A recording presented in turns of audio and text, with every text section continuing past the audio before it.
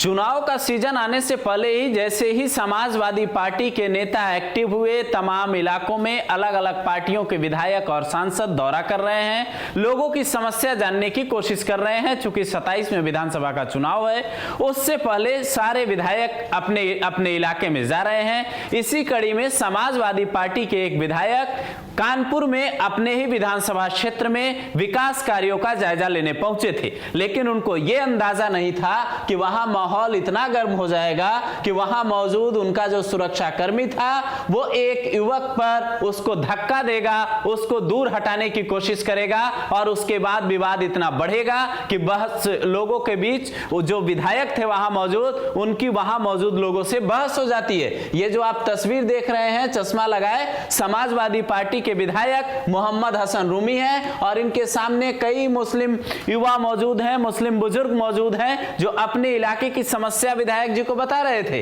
कायदे से इनको समस्या का समाधान करना चाहिए था, लेकिन सुरक्षा कर्मी इनके साथ जो मौजूद था उसने उसे धक्का दिया। उसका वीडियो सोशल मीडिया पर वायरल है, जरा आप भी देखिए कि उनके बीच क्या बहस हुई। उसके बाद इस बात पे आते हैं कि हालात ऐसे बने क्यों, और आपके विधानसभा क्षेत्र में अगर कोई काम ना करने वाला नेता जा रहा है तो क्या आप भी इस तरीके से विरोध की तैयारी कर रहे हैं? इस तरीके की चीजों को प्रमोट नहीं किया जा सकता कि आप कोई इस तरीके से हरकत करे, लेकिन जब आपने जिन नेताओं को चुना है, आपका अगर वो काम नहीं करेंगे तो फिर आम जनता क्या करेगी, किसके पास जाएगी? जरा वीडियो देखिए।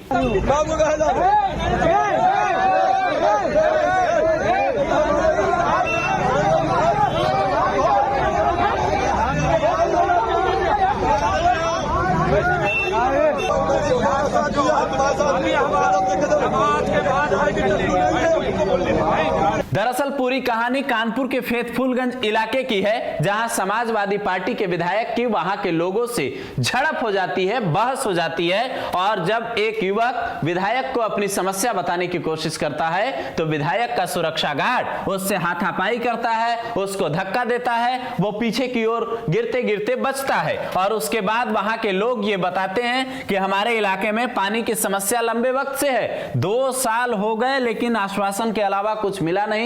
पानी की पाइपलाइन डलना तो छोड़ दीजिए, पानी की पाइपलाइन तक इलाके में नहीं डाली गई। और यही बात वो युवक कह रहा था कि आप अभी क्यों आए हैं, जब 27 में चुनाव आपको दिख रहा है इसलिए आप आए हैं कि आप फिर से वोट ले सकें। अगर आप समस्या का समाधान नहीं करेंगे तो फिर वोट किस लिए देना है? तमाम तरीके की बातें वहां हो रही थी।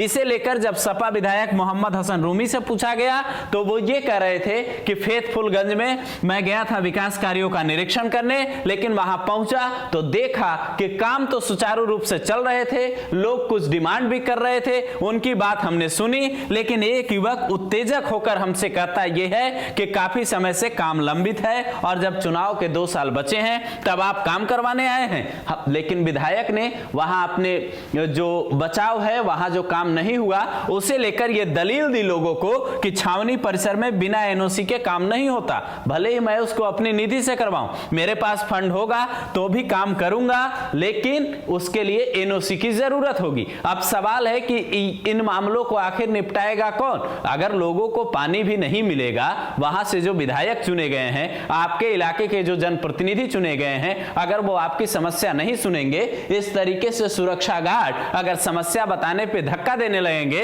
तो फिर आम जनता का क्या होगा? आपके इलाके के विधायक क्या काम नहीं कर रहे हैं तो अगले चुनाव में, जब 27 चुनाव में वो आपके यहां जाएंगे या फिर उन्होंने दौरा शुरू कर दिया होगा, तो आप क्या करेंगे? आपको क्या लगता है आपके इलाके के विधायक लगातार काम कर रहे हैं, आपके इलाके का विकास हो रहा है या नहीं? कमेंट बॉक्स में जरूर बताएं।